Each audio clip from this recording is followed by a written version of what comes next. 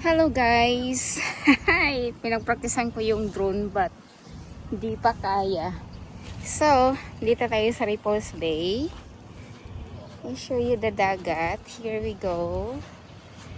Good morning! Happy Saturday everyone! So guys, sa Pilipinas, kailangan may entrance. Dito sa Hong Kong, walang entrance dito guys. So free, pag maligid ka ng dagat, nakaka-free dito.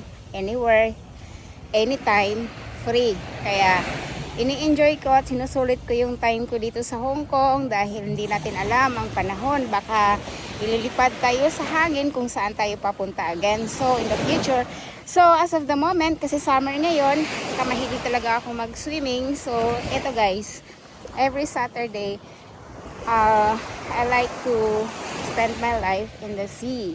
Kaya ito guys, ayan o, napakaganda ng dagat, napakaganda ng view.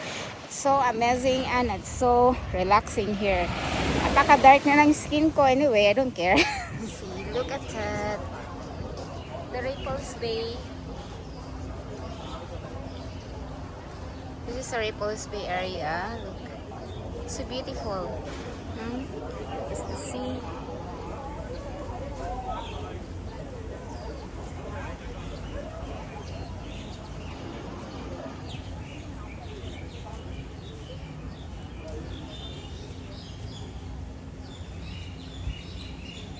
Tada! Napaka-blue. Wow. Mayroon atang tumatakbo dito. Not much people. Look at this. Beautiful. Beautiful view ng Repulse Bay. Diba? Napaka-blue ng dagat at not much people kasi Saturday but tomorrow or later on, marami ng tao dito. And the good thing here sa Hong Kong guys is meron talagang mga guard. Diba? May mga nagbabantay if in case what happened. Mayroong agad-agad nakaka-rescue. Unlike dun sa Pilipinas, wala talaga sa sariling sikap mo. So, ito, ayan guys. Ayan din, meron din dyan sa gitna. Kita mo yan nakapayong. Yun. Look at the dagat. Napaka very good. Yes guys, that's why I like Hong Kong so much. So, soon, I'm gonna go to swim. But then, I want to maglalaro muna ako ng drone a little bit kasi I want to practice it more. Anyway, so until later, bye for now. So it's time to swim now. Let's go. Hello guys. I have something to tell you the story about today guys. See, ito na lang natira. I lost my fly drone. Hindi ko na makita nasaan. Nasangit ata sa kahoy eh. Wala na akong laruan. Ito na lang, yung remote na lang ang nandito. Yep, but it's okay. Let's see if we can find one again, but I don't know. Let's try out how this goes. Wawang dyan. Ay, hindi ko na malayan kasi nalipad na pala siya ng malayo. So,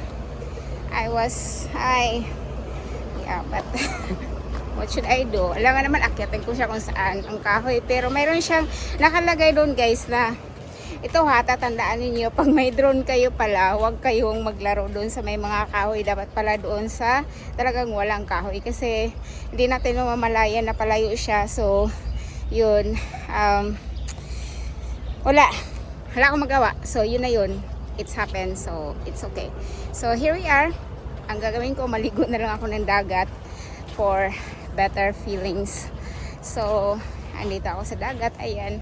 Marami nagtitent. So, yun guys. Thank you so much for watching and have more fun. And I hope I can get one again. Not like all set, but I hope I can get that. Yung ganon lang siya. Yung pang fly lang ba, pang palipad ang tawag nun. So I hope makakuha ako ng isa pang set nun. And yeah, bye for now. It's time to swim. Bye. So guys, let's go to swim na. Pero yung tinatrabawan niyang kunwari bar, saan banda yun? One time?